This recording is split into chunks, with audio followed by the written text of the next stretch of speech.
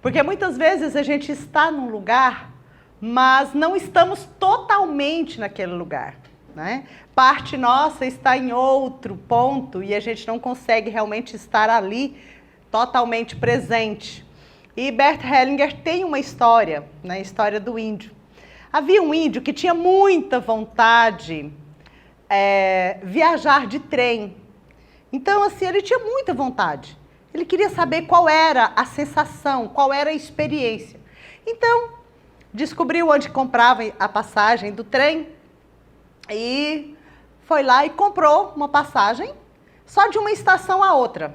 Ele não queria viajar muito, ele queria só aquela experiência. Então, comprou uma passagem num trem-bala, entrou no trem, né? Acabou de entrar no trem ali, e o trem saiu numa velocidade incrível, que rapidinho chegou na outra estação, que era o lugar que ele já ia descer. Então ele desceu, o trem seguiu, e ele foi então para o meio do trilho, e se agachou ali, e ficou agachado, parado. As pessoas olhavam, né? Pensavam, o que será que esse índio está fazendo, sendo agachado no meio da linha do trem? Até que, enfim, alguém curioso, né? Possivelmente era uma mulher, né? Chegou e disse, índio, o que você fica fazendo aí? Vai chegar o próximo trem, vai passar em cima de você, porque eles são muito rápidos. E ele disse, não, é porque o trem foi tão rápido que eu estou aqui esperando a minha alma chegar. Então, assim, muitas vezes a gente chega esbaforido, né? Aí temos que esperar um pouquinho para a nossa alma chegar.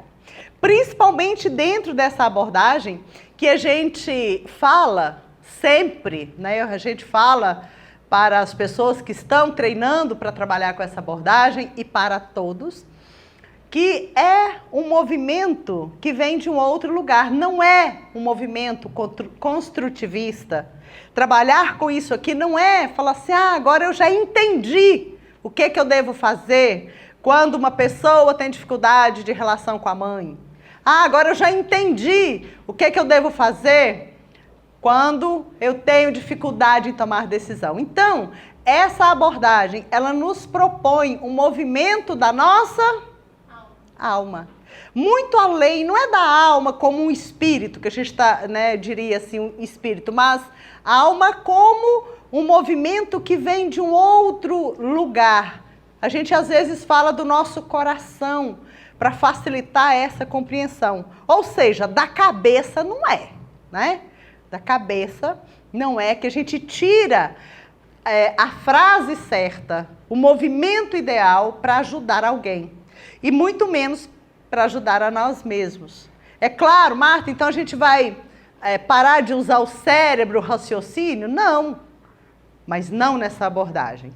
Então, ok, obrigada. Pode deixar aí que depois vocês me lembrem que eu tenho que olhar para essa informação. Então, dentro dessa abordagem, o que nós precisamos trabalhar, na verdade, é a nossa postura. Gente. Falei, uma palavra, né? Só uma palavra, e uma palavra tão simples, e a gente gasta anos para ir para essa postura. E quando nós estamos nessa postura, o poder surge. Não o poder para ser melhor do que ninguém, mas é um poder que nós sentimos. O poder pessoal, na verdade, ele é um movimento que acontece nas pessoas que conseguem estar nessa postura. É algo que nos movimenta de uma forma fácil, onde a gente consegue, então, tomar qualquer decisão de forma forte.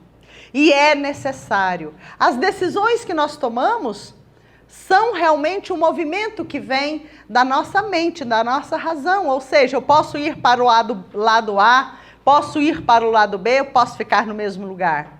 Tudo é questão de decisão. Nós decidimos todos os momentos da nossa vida. E a gente às vezes nem percebe. A gente decide a hora que levanta, mesmo quando a gente não quer levantar, né? Mas aí a gente decide e levanta. O que a gente se alimenta, né? A gente fala muitas coisas sem analisar que aquilo é uma decisão em relação àquilo que a gente tem o hábito de falar.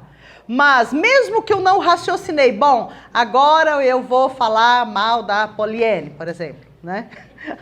Mas a gente tem o hábito de falar, digamos que seja de falar mal das pessoas, mas por que essa atitude, que é uma decisão, começou a acontecer na minha vida? Falar mal das pessoas. Ah, mas eu tomei então uma decisão de aprender uma nova postura, de falar bem das coisas e das pessoas. É também uma decisão. Então, tudo que a gente veste, como a gente se comporta, realmente é uma decisão. E algumas são simples. Mas existem momentos na nossa vida onde nós precisamos tomar decisões mais sérias. E aí, então, Bert vem em nosso auxílio para nos informar como saber se aquela decisão é a melhor decisão.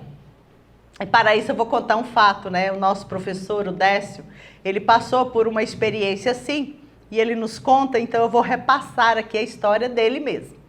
Então o Décio disse que passou mais ou menos 6 a 9 meses, não me recordo, fazendo pesquisas em vários livros para entender, para descobrir como tomar decisões assertivas. Então, eles que pesquisou, não achou nada. E ele é extremamente estudioso e competente, mas ele diz que em relação a isso, como identificar qual é a melhor decisão, ele não achou encanto nenhum. Mas Bert Hellinger estava vindo ao Brasil e nessa época era o Décio e a Wilma que coordenava o trabalho do Bert aqui, né, que organizava, não é que coordenava, organizava para ele vir ao Brasil. Então, eles que falou, bom, a hora que o Bert chegar, eu vou fazer essa pergunta para ele vai saber me orientar. Então, ainda no aeroporto, né, com as malinhas lá, empurrando o carrinho para o Bert Hellinger, ele perguntou, Bert, eu estou fazendo uma pesquisa, já tem uns 6, 8 meses que eu estou buscando compreender como identificar qual é a melhor decisão diante de um impasse. E o Bert falou, não, isso é muito fácil. Eu vou ali ao banheiro, a hora que eu voltar eu te falo. Aí foi, a hora que ele voltou, então o Bert Hellinger, ele falou assim, então, né, Bert, como que eu vou saber? Ele falou, não, é muito simples. É só você olhar para as opções e perceber qual delas te leva a algo mais. Qual delas é a que mais acrescenta? E eles pensou, bom, ele vai explicar, né? O que é isso? Aí ele ficou pronto para ele, né? Observe o que leva para o menos e o que leva para o mais. E a melhor é a que leva para o mais, a que acrescenta. E eles que continuou, falou, bom, e agora, né? Aí já estava quase, passou um tempo lá, o Bert não falou mais nada. Ele falou, Bert, mas você não importa de explicar só um pouquinho o que é realmente levar para o menos e levar para o mais? Que realmente é isso? Aí o Bert Hellinger disse, bom, a melhor decisão é sempre aquela onde se incluem mais situações. Para isso, pode serem incluídos mais pessoas naquele processo, mais de tudo, mais questões para você resolver, mais problemas para você resolver, mais situações vão surgir se você tomar essa decisão. Então, essa é a decisão certa. Essa é a decisão que leva para o mais. A decisão que leva para o mais vai te trazer muito mais de tudo e de qualquer coisa. Ele, sim, então eu entendi. E a que leva para o menos, ou seja, se você está tomando uma decisão onde você vai subtrair e ficar só você com aquilo, essa te leva para o menos. Então, muitas vezes a gente toma uma decisão, bom, e às vezes com medo, de abrir uma empresa, por exemplo. Mas essa é uma decisão que leva para o menos ou para o mais? Para o mais. Então, é um movimento que nos demanda ter coragem, mas que é a serviço de muitos. Porque uma empresa, ela beneficia o empresário, a família do empresário, os associados da empresa, a equipe que trabalha na empresa, ela beneficia para você ter cliente, né? Porque se a empresa sem cliente, não é empresa, ela não existe. Então, ela beneficia o cliente. Beneficia os familiares das pessoas que trabalham na equipe, porque dali gera recursos. Então, isso é uma decisão que leva para o mais. Agora, uma decisão, por exemplo, você ganha um dinheiro, por exemplo, e você fala, bom, agora eu vou juntar esse dinheiro aqui, vou deixar ele aqui e vou sobreviver com ele até o fim da minha vida. Se eu já tiver velhinho, tudo bem, né, gente? Então, você fica ali, essa é uma decisão que leva para o menos. Então, essa é a forma, né, que o Hellinger trouxe para nós, para que a gente pudesse realmente ajudar numa tomada de decisão. E eu gostaria de falar aqui sobre postura, porque também é uma decisão. Mudar a nossa postura no mundo é a maior e melhor decisão que alguém pode ter. Porque todo sucesso que vier em qualquer outro empreendimento vai depender da minha postura. Então, tomar a decisão de mudar a postura precisa ser a primeira decisão. Porque senão você vai abrir empresa, vai falir, vai ter problemas, ou vai ser algo muito cansativo, muito pesado. Eu sempre digo aqui que para saber se você está na sua postura correta, é simples. É só saber se você está exatamente no seu lugar. Fácil, não é? Vou saber se está no lugar. Mas como saber se eu estou no lugar? E como saber quando eu saio do lugar? Quando eu saio do lugar é fácil, a gente fica tonta. É só ficar meio tonta, se a cabeça não funciona, falou, de que maneira eu estou fora da postura para eu voltar? Então, nós precisamos saber, primeiro, qual é o meu lugar na fileira de irmãos. Isso é saber seu lugar. Eu sou filha de quem? Né? E não é assim na fileira dos irmãos dos filhos da minha mãe, na fileira dos irmãos do filho do meu pai. Junta tudo e acha seu lugar. Os filhos do papai, da mamãe, tudo é contabilizado. Então, encontre seu lugar. Se você é o terceiro filho da sua mãe, por exemplo, né, a terceira criança da sua mãe, mas quando sua mãe te teve, seu pai já tinha mais 2, e aí então ele uniu-se à sua mãe, que já tinha outras 2 crianças que não eram dele, e aí você nasceu como a terceiro filho da sua mãe, mas o seu pai tinha 2 crianças que eram filhos de uma outra mulher, que não é sua mãe. Então, qual que é seu lugar? Quinto. Então, é quinto lugar. Aqui no exemplo que eu dei, dá certo para ser o terceiro do pai e da mãe. Mas esse não é o seu lugar, você não é terceiro. Então, você precisa identificar o seu lugar e, pelo menos, dos irmãos que você sabe que existem, você precisa somar lá e achar seu lugar. Pronto. Eu, durante muitos anos, tem 4 anos que eu descobri que eu sou a sexta. Meu pai até hoje ele não sabe que eu sou a sexta, mas eu sei que eu sou a sexta. Né? Assim, a gente fala para ele, mas ele tem o direito de não entender isso e tá certo. De vez em quando eu falo, tá doida. Eu falo, tô mesmo, né? Mas tá ótimo. Mas eu sei, o meu lugar é de sexta. Eu pensei que eu era terceira, mas tive 3 irmãos, aí depois eu descobri que eu sou trigêmea, então a minha mãe não tinha como saber que ela estava gestante de 3 criaturas e uma só que sobreviveu. E antes disso, ainda a mamãe perdeu uma outra criança. Como que eu descobri que isso aconteceu? Né? Eu fui procurar uma ajuda numa questão jurídica, porque eu estava perdendo dinheiro numa situação empresarial e eu não sabia qual decisão eu deveria tomar. Desistir do processo, seguir com o processo, o que eu deveria fazer? Então, eu procurei com meus professores, né, fui fazer uma constelação e surgiu o quê? Eu estava perdendo dinheiro para não perder a vida, porque eu estava olhando para as minhas irmãs que não ficaram na vida. Então, inconscientemente, era uma barganha que eu fazia. Então, eu perdia. Eu sempre ganhei muito bem. Assim, não é muito bem, mas eu sempre ganhei dinheiro. Eu falo que você perde o que você tem, né? Mas, de alguma forma, aquilo ia embora. Então, tudo que eu faço dá certo. Mas, até anos atrás, dava certo. Eu ganhava e aquilo ia embora de uma forma ou de outra. Nem que seja emprestando para os outros, fazendo negócios, assim... que parecia que ia dar certo e no final acontecia alguma situação estranha. Então, depois que eu descobri que eu era gêmea, eu pensei que fosse só de uma pessoa. Então, eu pensei, gente, eu sou a quarta.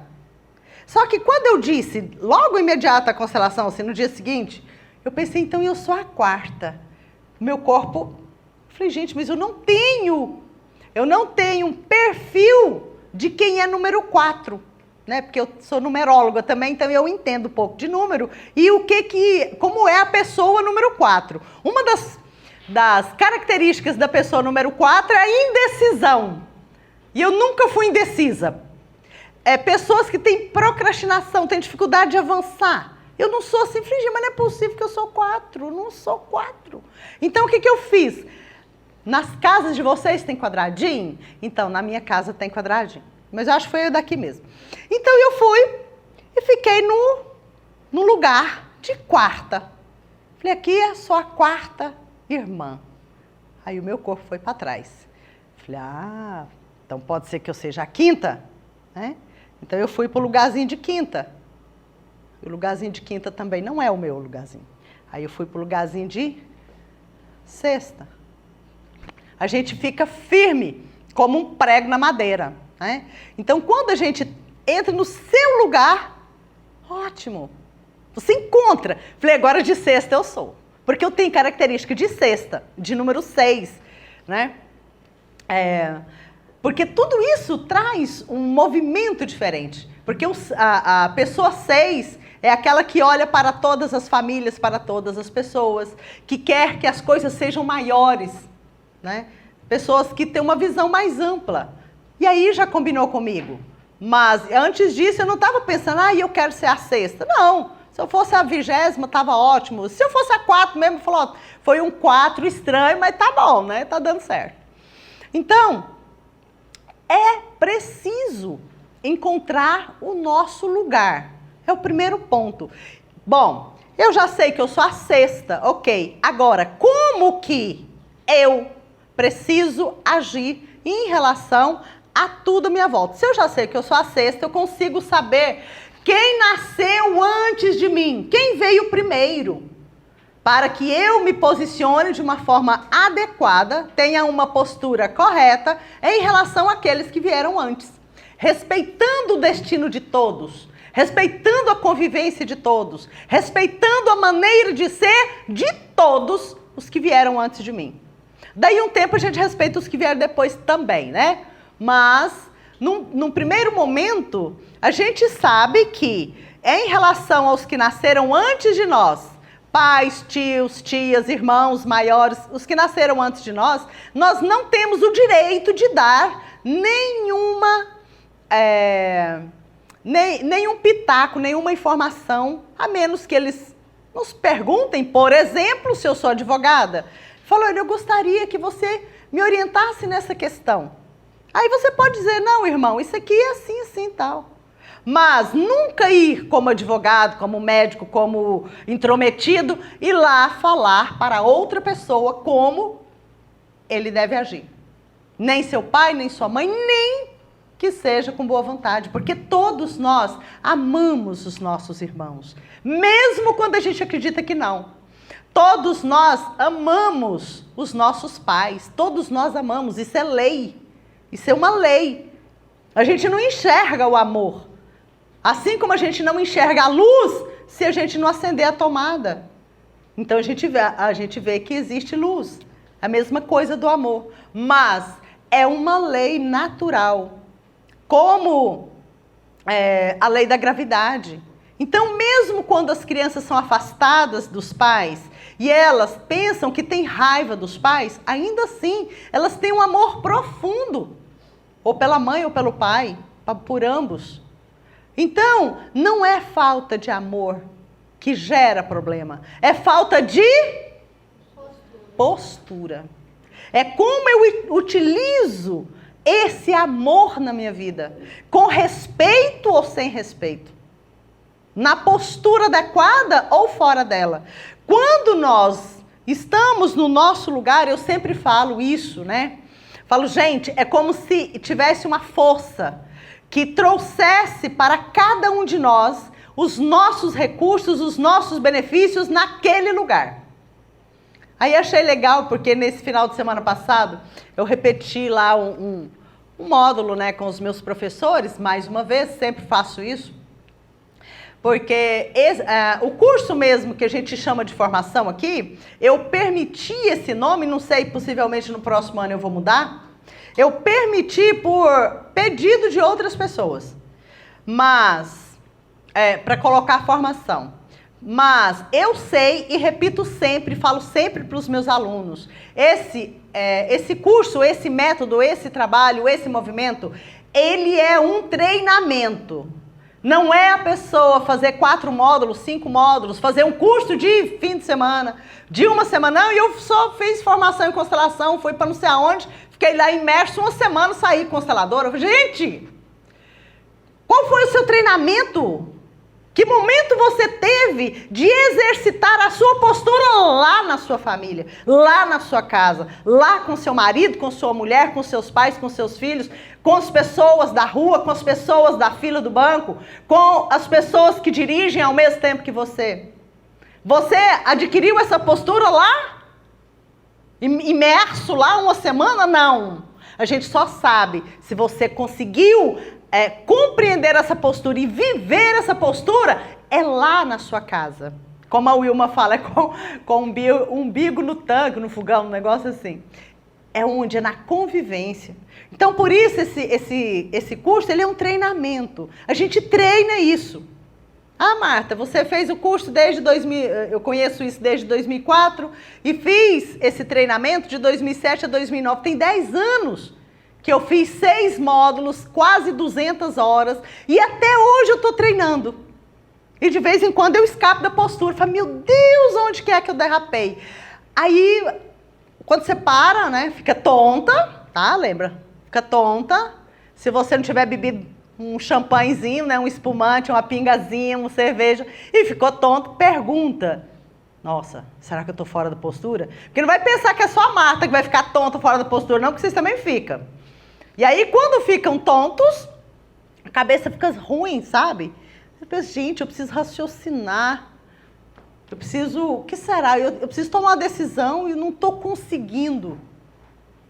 Então, muitas vezes é porque nós, naquele momento, por algum motivo, às vezes você está discordando da doença de um familiar. Percebe? Então, são muitas nuances, muitas coisas interessantes que a gente precisa saber. Muitas vezes adoece um familiar nosso, principalmente se for uma pessoa, um irmão mais velho, né? Um pai, a mãe, a avó. E aí você não concorda, você gostaria que fosse diferente.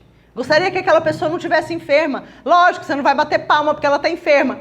Mas você precisa concordar. Concordar com aquilo, perguntar, eu posso fazer algo? Né? Faça, se você puder fazer algo, faça com respeito pela vontade da pessoa que está enferma. Não vai lá exageradamente amorosa. Vá e pergunte à pessoa se ela puder, né, se ela estiver no ponto de responder a você, pergunte. Tem algo que eu possa fazer? Mas dentro do seu coração, dê um lugar para a doença, para o destino, para aquilo. Então você continua na postura. Então a gente sai da postura não é só quando somos intransigentes, mal educados.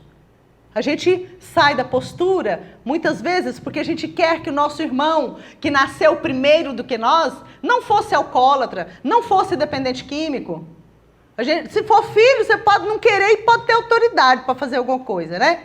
Mas se é seu irmão maior, e se você puder e quiser, você pode dizer, olha, existe uma abordagem, você gostaria? Não, não quero. Ótimo. Mas não vá para casa pensando, ele devia querer. Ia ser tão bom se eu constelasse, né? Não, constele você, mas não precisa ser ali. Constele aqui dentro de você. Faça esse movimento dentro de você. Porque um detalhe que existe em relação a esse método e a essa abordagem, um detalhe, é constelar ali. Mas o pulo do gato, gente, aquilo que realmente é essencial, que é fantástico, é a gente compreender a danada da... Vocês vão sair daqui que estão repetindo na cabeça de vocês. A danada da postura. E como é que eu faço para ficar nessa postura? Porque quando eu entendo que se eu rejeito uma criança minha que não nasceu com vida, eu estou gerando um problema para que um filho meu possa não conseguir com facilidade ficar na postura dele, então eu vou incluir essa criança. Eu vou dizer, eu tive um filho, eu não sabia que eu deveria computar essa criança, porque foram só algumas semanas. Se foram atitudes provocadas, você nem precisa dizer se foi ou se não foi, porque é você responsável por suas atitudes. Você não precisa falar para todo mundo as suas atitudes, né? Assuma a responsabilidade se foi uma criança que não nasceu, porque você quis que ela não nascesse. Isso tem um peso, tem uma medida e tem consequências, sim. Mas o mais importante para os outros, para os descendentes, é saberem que tinha uma outra criança. Para que eles consigam achar o lugar deles. Então isso é postura. Diante de determinada atitude, o que eu posso fazer? Eu tentei que aquela criança não nascesse, tomei isso, fiz aquilo, e ainda assim ele nasceu, mas eu não conto de jeito nenhum que eu fiz isso, porque o que ele vai achar? Gente, ele já sabe. Ele sabe, nós sabemos, todos nós sabemos. A gente não sabe que sabe, mas a gente sabe. Se a gente faz um renascimento, uma regressão ao ventre da nossa mãe, a gente lembra tudo. E isso tem efeito. Tá, Marta, mas eu já fiz isso, como que eu faço agora? Pelo amor de Deus, não vai lá pedir perdão para o seu filho, nem para sua filha, porque você não quis que ele nascesse. Não é isso. Então, qual que é a postura? Se você quiser e achar que é legal, importante, fala, filho, eu gostaria de contar uma coisa para você. Quando eu fiquei gestante de você, eu não quis a gestação. Não é que eu não quis você. Podia ser você, podia ser sua irmã, podia ser seu irmão, enfim, podia ser qualquer outra criança. Então, eu gostaria que você não tomasse isso de forma pessoal. Sabe? Eu não quis estar gestante naquela época. Por causa disso, daquilo, explica ou não explica, não importa. E isso, meu filho, eu escondi até hoje, porque eu imaginei que se você soubesse, você ia achar muito ruim. Mas eu queria dizer para você que você é mais um dos grandes presentes que eu ganhei na minha vida. Que bom que eu não consegui. Isso foi fantástico que eu não tenha conseguido, sabe? Porque quando eu olhei para você a primeira vez, isso é verdade, gente. Quase todas as pessoas que tentam não ter uma criança e o bichinho é pirracento e nasce, a hora que a gente olha para a carinha deles, eu não passei por essa experiência, mas eu já vi milhares de renascimentos, eu sei, né? Eu sei pela experiência dos outros. Quando a mãe olha para a face daquela criança, ela fica muito feliz de não ter conseguido. E é por isso que muitas vezes, pela culpa gerada pela atitude de tentar abortar, ela se torna extremamente permissiva e aí sim ela prejudica o filho. E aí sim ela fica com culpa, fica fraca e não consegue transmitir à criança o poder de mãe que ela pode ter. Então, a gente precisa tomar uma postura tranquila, calma e forte diante de qualquer situação da nossa vida. Né? Bom, como identificar a melhor decisão? Eu já disse, e o que nos gera medo. Então, muitas vezes, uma criança cuja mãe procurou que ela não nascesse, ela pode ter medo de tomar decisão. Isso acontece muitas vezes a pessoa... Né? Alguém de vocês aqui, quem aqui percebe que tem dificuldade em tomar decisão? Levante a mão, por favor. Aí, muita gente. Então, muitas vezes, a gente fica assim, a gente precisa tomar uma decisão. Então, a gente pergunta, né? Pergunta para o marido, pergunta para... Marido, geralmente, não pergunta para a esposa, não. Eles tomam, mesmo que quebra a cabecinha lá, vai só, né? E seria ótimo que perguntasse, né, gente? Porque os homens têm uma inteligência incrível e nós temos uma sensibilidade incrível. Mas quando nós, mulheres, somos problemáticazinha, então, muitas vezes, aquilo que a gente sugere, né, que é da nossa intuição, se tiver emaranhado com trauma, aí a gente só dá orientação também que não dá certo, tá? Então, agora, se ambos estiverem bem, aí é ótimo, né? Agora, se a mulher tem um trauma de nascimento, ou seja, diante da grande decisão de nascer com vida, ela teve um trauma, então, muitas vezes, no momento, a mulher ou o homem, né, também, no momento de tomar a decisão, você entra, todo mundo, gente, todas as pessoas no planeta, quando vai tomar uma decisão importante, ele entra em contato com o que aconteceu no nascimento. No nascimento. E muitas vezes na gestação e no nascimento. Isso é assim. Isso é como uma lei. Por quê? Porque a gente vai entrar em contato com o momento da primeira grande decisão da vida de todo mundo. Por isso que os nascidos de cesariana vão ter mais dificuldade em tomar decisão, porque eles não tomaram a decisão por eles. Eles ficaram... A minha filha, Adriane, que nasceu de cesariana, ela mesmo disse que quer fazer um depoimento, que ela pôde perceber isso que eu estou ensinando, falando já há uns 15 anos, né? Ela entendeu agora. Então, tudo tem um tempo, né, gente? Não é porque é filho da gente que aprende assim o que você ensina para os outros, não. Demora mais tempo. Então, ela mesma fala assim, que ela sempre foi muito forte, mas ela percebe como aquilo que eu explicava, que é a dificuldade de tomar decisão, como isso afetou a vida dela. Então, ela diz que depois que ela tomou a decisão e foi para qualquer lugar, ali ela deslancha. Mas para ela ir, para ela fazer aquilo, é muito sofrido. Então, os nascidos de cesariana vão ter mais dificuldade, sim. Os que tiveram traumas, mesmo nascidos de parto natural, que tiveram traumas, ficaram presos ali e pensaram que podia morrer, no momento de tomar grandes decisões, vão ter medo também. Então, existem fatos que aconteceram conosco, que faz com que a gente realmente entre em ressonância e tenhamos medo. Outras situações são, por exemplo, se em determinada decisão que eu vá tomar, aquilo pode me prosperar muito, e às vezes eu sinto inconscientemente, né, dentro da minha alma, do meu coração, eu sinto que se eu prospero muito, eu vou ficar muito diferente do meu pai. Então, muitas vezes eu não consigo tomar aquela decisão que era mais assertiva, que ia me gerar retorno, porque o meu coração não me permite, até que eu entenda isso. Então, muitas vezes, a gente realmente consegue identificar sozinho, outras vezes não. Então, quando a gente tem realmente dificuldade em tomar decisão, a gente vai ter muita dificuldade em ter muita riqueza, em ter muita abundância em várias áreas. Quando eu falo riqueza, não é só a riqueza financeira, mas também financeira.